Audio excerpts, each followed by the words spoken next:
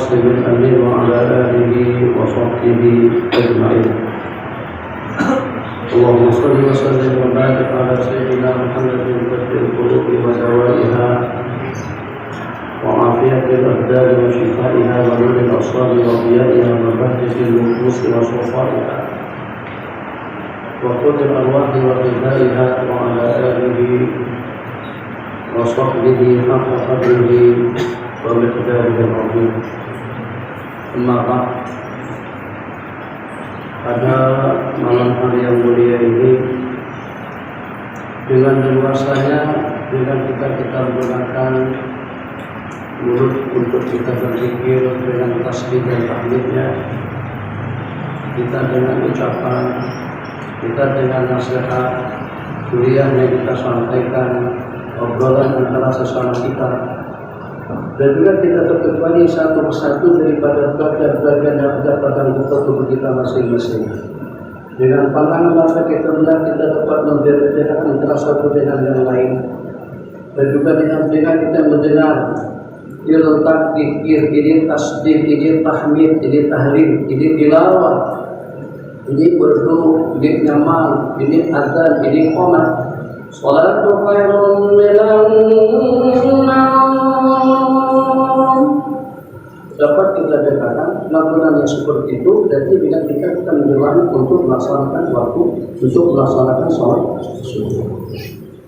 Pun juga dengan tangan, pada memberi dan menerimanya, tangan kita gunakan untuk mengukur, tangan kita gunakan untuk mengambil, tangan kita gunakan untuk menerima dan juga untuk menyerahkan. Kaki jalan sana jalan sini, kita terjang, apabila kita melangkah sesuai dengan pikiran kita masing-masing.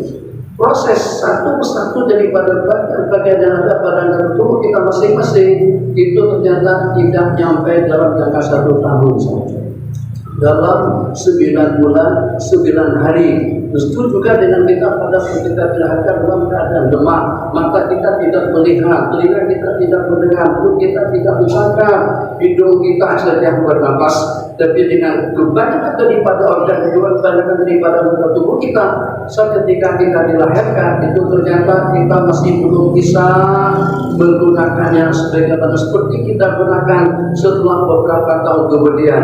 Kalau yang hanya posisi kita diciptakan dalam hitungan waktu tidak lebih daripada 1 tahun, sementara dengan jenjang umur yang diberi Allah kepada kita yang sampai pada 70 tahun, 80 tahun, 90 tahun, apakah kira-kira dengan kita tidak mampu untuk persiapan masa depan kita nanti dengan prediksi dengan jenjang waktu yang diberikan daripada 4 peralihan, daripada alam rahim kepada alam dunia, daripada alam dunia ke alam barzakh, daripada barzakh kepada alam akhirat.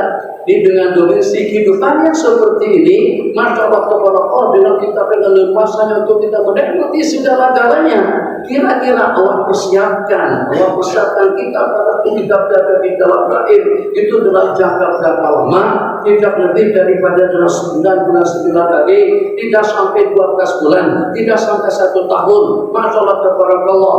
Apakah kira-kira dengan kenikmatan yang dimakan, yang diminum, yang dilihat, yang didengar, itu dengan apartemennya, itu dengan hotelnya, itu dengan kediamannya, itu dengan villanya, itu dengan pakaiannya, itu dengan transportasinya, itu dengan peralatan komunikasinya, semuanya kita manfaatkan. Memang betul-betul dunia menciptakan demi untuk kepentingan kita. Kalau ternyata dengan persiapan yang 1 tahun tadi itu atau kurang daripada setahun, ternyata dengan kita bisa memanfaatkan segala-galanya yang ada di dunia, takkan kata orang Malaysia mana mungkin dengan kita tidak boleh mempersiapkan persiapan yang terindah nanti itu di alam kubur. Sejauh mata kita memandang itu dalam alam penantian yang berapa kali lipat lebih lama daripada kita di dunia. Bukan 10 tahun yang terkumpul di samping kita sekarang ini, ada katanya sudah 20 tahun, 30 tahun, 50 tahun, 100 tahun, 1000 tahun, 10.000 tahun. jarak antara kita dengan Nabiullah Adam alaihissalam, jarak antara kita dengan Nabiullah Nuh alaihissalam, jarak antara kita dengan Nabiullah Musa dengan Nabiullah Isa. Ya Allah ya Arhamar Rahimin, kira-kira dalam berapa lama masa penantian kita nanti di alam kubur? Kita tidak ingin suasana dan keadaan di dalam kubur itu kalah dengan keadaan kita pada waktu kita di dunia. Dapat kita nikmati udara segar, dapat kita nikmati keindahannya, dapat kita nikmati dan juga kita rasakan kenyamanan dan juga dengan kelengkapan dan juga dengan kesempurnaannya. Masya Allah, tabarakallah. Kalau dengan sepeda motor bagus, itu dengan mobilnya, itu dengan pesawatnya, Boeing dengan Airbusnya 330, atau juga dengan 777, atau juga dengan 3, ataupun juga dengan Airbus 380 yang terbesar. Masya Allah, yang paling gede, muatannya hampir tidak kurang daripada 500-an penumpang, itu juga pernah kita nikmati.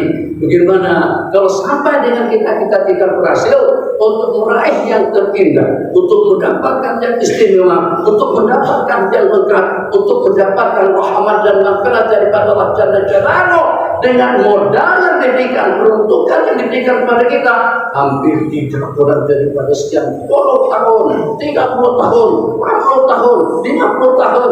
Jadi kata malaikat, takkan kasar melisan, takkan awak abdijaya untuk mendapatkan keselamatan diri daripada azab kubur. Takkan yang kamu tidak berhasil untuk mendapatkan yang terbaik dan yang terindah nanti di sisi Allah di dalam surga tanpa ada batasannya. Jadi dengan kenikmatan yang abadi, dengan kenikmatan yang tanpa ada kesudahannya, khuludunna maukabiha, kehidupan yang kekal di dalamnya. Alhamdulillah, subhanalladzi yusabbihu wahdu bihamdihi wal malaikatu min khifatihi. Ini diantara daripada doa yang patut untuk kita lontarkan seketika kita mendengar petir. Tapi kita bersabda dalam surah hadis, kita wa'ada sesungguhnya dengan petir itu akan mengena orang yang beriman dan juga dengan orang yang kafir. Tapi dia tidak akan menimpa orang yang sedang berzikir mengingat Allah Subhanahu wa Ta'ala. Ini untuk yang pertama. Jadi kita bagi 4 episode. Pertama tazkirah, yang kedua zikir, yang ketiga pertanyaan atau interaktif, dan yang keempat pengijazan hidup dan juga sekaligus nanti insya Allah akan kita baca bersama. Yang meluput daripada 4 dimensi yang alam yang kita sebutkan tadi itu, antara alam rahim pada waktu kita berada dalam kandungan, kemudian dengan kita berada di alam dunia kita sekarang ini, berikutnya dengan alam barzakh, data satu persatu. Jangankan dengan kita pada waktu kita di dunia untuk mengenal saudara-saudara yang sudah berada di akhirat, yang pada waktu kita di dunia pun kadang-kadang gara-gara dengan tembok yang menghalangi kita tidak dapat mengenalnya. Dari jarak jauh, perbedaannya itu dengan pulau, jarak berpisah yang misalkan satu dengan yang lain, tanpa kita menggunakan peralatan komunikasi canggih, kita tidak akan bisa berhubungan dengan orang yang di luar, dengan yang berada di pulau mana, di negeri mana, di negara mana. Bagaimana kira-kira dengan kita bisa berkomunikasi dengan mereka yang berada di alam barzakh, apalagi dengan mereka-mereka yang sudah menikmati suasana yang ada di dalam surga. Ja'alallahu wa iyyakum min ahlil jannati, amin ya arhamar rahimin. Tapi yang walaupun seperti itu, rupa-rupanya kalau dengan mata kita melihat, pada itu dengan kita mendengar dengan telinga, melihat dengan mata, bernafas dengan hidung, dan juga merenung dan juga merancang dengan hati dan pikiran, ternyata dengan fasilitas anugerah nikmat yang diberikan itu kita masih belum mampu untuk berkomunikasi dengan mereka yang telah pergi. Namun dalam dunia arwah itu dengan kita bisa berhubungan dengan mereka. Ini ingin saya kongsikan pada malam hari ini. Al-Imam Aba Muslim An-Nahdi pernah bermimpi bertemu dengan Imam Ibn Sas. Dengan Ibn Sas rahimahullah ta'ala menceritakan tentang suatu kejadian. Jadi kata beliau, suatu ketika dengan saya pergi melaksanakan sholat jenazah di satu tempat. Di saat jenazah itu diantar ke liang lahatnya, yang pada itu saya tidak perasan yang dengan saya sedang berada di atas kubur. Setelah sampai ke kubur berkenaan, saya sholat 2 rakaat, kemudian saya menyadari tanpa disadari ternyata yang disadari tadi itu adalah kubur. Ana yaqdhan, saya dalam keadaan jaga, saya dalam keadaan sadar, saya mendengar suara daripada kubur, ilaika anila tu'zini, ilaika anini, jauh kau dari sini, jangan sampai kau gangguin aku. Tuh menjerit mereka yang berkumpul di sana, seketika dengan kubur mereka kita langkahi atau kita pijat, atau juga dengan kita menyadar secara santai. Kubur bukan untuk kita langkahi, kubur bukan untuk kita santai duduk di sana. Jadi mereka jangan kau dari sini, lalu sini jangan kau ganggu aku. Innakum qaumun ta'maluna wa la ta'lamun. Kalian telah kumpulan umat yang tidak tahu, la ta'lamuna walakin ta'malun. Kalian tidak tahu tapi masih tetap dapat beramal. Wa nahnu qaumun na'lam wa la na'mal. Sedangkan dengan kami di dalam kubur, kami daripada kumpulan kaum yang tahu tapi tidak dapat beramal. Tahu dengan pahala zikir, tahu dengan tasbihnya, tahu dengan pahala tahmidnya, tahu dengan etikanya, tahu dengan silaturahimnya, tahu dengan sedekahnya, tahu dengan tahmidnya, tahu dengan umrahnya, tahu dengan ibadah hajinya. Siapa yang tidak tahu? Tapi yang melupa dengan kita itu tentang fadailul amal yang kita laksanakan. Namun dengan kita masih belum termotivasi untuk kita duduk beretika bintang tawajjuh, mudah-mudahan dengan Allah Jalla Jalaluhu, mungkin itu dengan tafakurnya, mungkin itu dengan tasbih dan juga dengan tahmidnya. Innakum qaumun ta'maluna wa la ta'lamun wa nahnu qaumun na'lam wa la na'mal. Kalian daripada kumpulan kaum yang beramal tapi tidak tahu, sementara dengan kami daripada kumpulan kaum yang tahu tapi dengan kami tidak dapat beramal. Sesungguhnya 2 rakaat salat yang melaksanakan di atas kubur tadi itu lebih berarti daripada dunia dan juga daripada isi-isinya. Hababana billah, intisal rohi, hubungan antara guru dengan murid, hubungan antara aulia sesama aulia, hubungan antara orang baik dengan orang-orang yang baik. Cerita daripada Imam Ibnu Simak rahimahullah ta'ala menceritakan pada sabda ketemu dalam mimpi dengan Imam Mis'ar. Imam Mis'ar adalah merupakan salah seorang daripada murid Imam Abu Hanifah An-Nu'man rahimahullah ta'ala, di mana dengan Imam Mis'ar rahimahullah itu dalam mimpi Imam Ibnu Simak, dalam mimpi Imam Ibnu Simak rahimahullah ta'ala, qala, amalan apa saja yang teristimewa, amalan apa saja yang terbaik yang Anda temukan setelah Anda kembali kepada Allah Jalla Jalaluhu. Qala majalisul dzikr, amalan yang terbaik menurut Imam Ishaq adalah majlis zikir. Mumpung dengan kita masih sehat afiat, alhamdulillah masih hidup, mulut kita masih bisa ngobrol, masih bisa bercakap, mata kita melihat, telinga kita mendengar.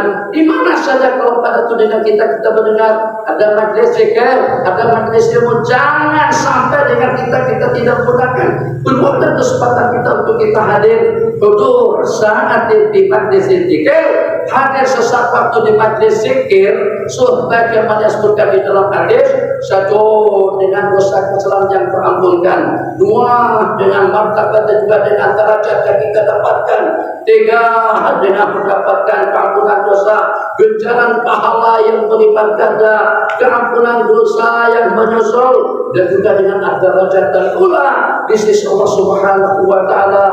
Dalam sebuah hadis kursi Allah berfirman, ya malaikat isyhadu, wahai para malaikat saksikanlah, andi man ghafartu, aku telah memberikan ampunan kepada mereka. Al-Imam Kuhail, Salamah ibni Kuhail rahimahullah ta'ala, pada waktu memimpikan salah seorang daripada salafun saleh, Al-Imam Al-Bishr, Al-Imam Wafa ibni Bishr rahimahullah ta'ala, dengan pertanyaan yang sama, ayu amalin, amalan apa saja yang paling afdal, amalan saja yang paling istimewa di sisi Allah Subhanahu wa taala? Jawaban yang dikatakan pada saat ketika adalah qiyamul lail, sembahyang tahajud di waktu malam. Jadi kata Imam Junaid rahimahullah taala, dhahabatil kal isyarat wal ahwal, lenyap semuanya omongan, tausiah, pembicaraan, maqamat, ahwal, derajat dan sebagainya, walam yanfa'una, dan tidak memberikan manfaat kepada kami. Inna rukai'at, cuman dalam beberapa rakaat, cuman hanya dengan beberapa rakaat salat tahajud yang kita laksanakan di malam hari. Jangan tidak bertahajud, jangan tidak bangun. Pengen nanti pada waktu kita di akhirat tidak dipertanyakan tentang handphone, tidak dipertanyakan tentang tangan, tidak dipertanggungjawabkan tentang mata yang melihat dengan mulut yang ngobrol, dengan makanan yang dimakan, kaki kita langkahkan ke mana, apa yang kita pikirkan, apa yang kita cadangkan, apa yang kita rencanakan, supaya dengan kita masuk surga bighairi hisab. Di antara daripada kumpulan yang mendapatkan surga bighairi hisab, sebagaimana disebutkan di dalam hadis, itu adalah rukais sujud di waktu tahajud, yang melaksanakan salat dan rukuk di waktu tahajud. Ya Allah ya Rahman Rahimin. Ada juga di antara daripada mimpi salafun saleh, ternyata teristimewa itu adalah al-dzikru al-khasyatu al-khawfu minallahi subhanahu wa ta'ala. Jadi itu daripada Imam Ibnu Simak, itu daripada Abu Usman An-Nahdi, itu daripada Imam Salamah Ibni Kuhail, itu daripada Imam Wafa Ibni Bishr. Kita dengari cerita daripada seorang perempuan tadi itu tugas tidak lebih daripada sekedar tukang sapu masjid di zaman baginda Rasulullah SAW, di mana dengan perempuan tadi itu memiliki beberapa kelainan. Satu, sebagai hamba sahaya; yang kedua, berkulit hitam; yang ketiga, profesi kerja harian tidak lebih daripada tukang sapu masjid. Meninggal pada malam hari. Punya pikir sama para sahabat, rasanya tidak sepatutnya kalau sampai dengan kita membangunkan baginda Nabi untuk menyelenggarakan 4 perkara fardu kifayah. Kita selesaikan malam hari ini juga, kita kuburkan, kita makamkan pada malam hari ini juga. Keesokan harinya Nabi kita cari mana tilkal mar'ah, mana perempuan alati taqumul masjid, yang senantiasa selalu menjaga masjid. Hidupkan topia, perempuan yang berkulit hitam, perempuan hamba saya Amah yang berkulit hitam itu sudah meninggal dunia ya Rasulullah. Takut daripada baginda hitam sekalipun, hamba saya tidak boleh tukang sapu masjid, tapi tetap Nabi kita cari, tetap Nabi kita tanyakan, kenapa tidak diberitahukan kepada saya pada malam kemarin, kenapa tidak diberikan kepada untuk aku ikut salat, aku ikut serta mensalatkannya. Bukan sekedar tanya, mungkin kita katakan itu ya, mungkin ya basa-basi lah. Kalau dengan bahasa kita sekarang tidak. Nabi kita bersabda, aina kabruha, di mana kuburnya? Seketika kubur ditunjukkan Nabi kita dengan beberapa sahabat melaksanakan sholat di atas kubur. Allahu Akbar. Rasa-rasanya kalau tidak tersilat ingatan saya, merupakan orang yang pertama yang Nabi kita laksanakan sholat di atas kubur, perempuan tukang sapu masjid. Tidak lebih daripada tukang sapu masjid. Jadi Nabi kita bertanya, saya tanyakan kepada wanita tadi itu, ayu amalin wajatihi apalah, amalan apa saja yang paling afdal di sisi Allah? Qala qammul masjid, menyapu masjid. Jadi para marbot, jangan minder, jangan ada rasa kecil hati, jangan sampai rasa malu. Kalau pada ada kotoran sampah, cicak, tikus, apa lagi, kutip ambil. Nabi kita bersabda itu adalah muhur maharnya bidadari surga nanti pada hari kiamat. Ahbabana billah, kenapa pada malam hari ini kita berzikir kembali? Kenapa dengan zikirnya? Kenapa dengan tasbihnya? Kenapa dengan tahmidnya? Kita ingin memanfaatkan fasilitas yang Allah berikan, semuanya segar. Yang pada waktu kita dilahirkan kita tidak bergerak, kita dalam keadaan lemah pada saat ketika itu. Maka bagaimana pada waktu dengan kita start dengan usia 15 tahun, sebelum kita dijemput dipanggil oleh Allah Jalla Jalaluhu, dengan kita sudah mampu untuk meraih yang terindah, satu tempat kediaman di dalam kubur si jauh mata kita memandang kejadian yang pertama sudah habis tadi 15 menit. Kabarnya kita nggak tiap waktu kok. Nggak apa-apa. Sekali dalam setengah tahun ya. Saya pada bulan Malaysia terakhir itu 4 bulan di sana. Di 4 bulan di sana hampir seminggu karantina. Kemudian datang kemari, ditahan lagi di hotel selama 5 hari. Di sini sudah kira-kira dalam 1 bulan 5 hari. 2 bulan jatahnya di sini sampai tanggal 9 nanti akan kembali ke Malaysia. Malaysia lockdown total sekarang ini. Kita sini yang pakai masker hanya 45 orang saja. Di sana kalau tak pakai masker, kalau tidak jaga jarak, kalau tidak ambil suhu badan, itu akan dikenakan saman denda daripada 2.000 sampai pada 10.000 RM, daripada 7 juta sampai pada 35 juta. Kita di sana jawab alhamdulillah. Kalau pengen corona itu pergi, seperti kata Bapak Lurah tadi itu betul. Kalau memang pengen supaya bebas corona, bebas COVID-19, COVID-19, banyak berzikir, rapatkan sholat, jangan sampai dijelakai sama setan. Kalau setan saja tidak bisa masuk, masa corona bisa masuk ke masjid? Inna lillahi wa inna ilaihi raji'un. Itu logikanya seperti itu. Setan yang punya leluasa bukan cuma pada waktu kita hidup di dunia, bahkan pada waktu kita dalam keadaan sasyaratil maut, sebelum kita menghembuskan napas yang terakhir itu ternyata dia punya leluasa. Gangguin kita pada waktu kita dilahirkan, gangguin kita pada waktu kita kanak-kanak, gangguin kita pada waktu kita hidup, gangguin kita pada waktu kita tidur, mungkin sampai termimpi-mimpi. Inna lillahi wa inna ilaihi raji'un. Gangguin kita dalam keadaan nazar. Tapi kita bersabda, la tajal perjalanan setan, jangan satu memberikan ruang kosong. Di sekarang kan masjid-masjid sebagian dikasih tanda silang begitu, monggo alhamdulillah saya untuk kamu tidak sebelah kanan saya.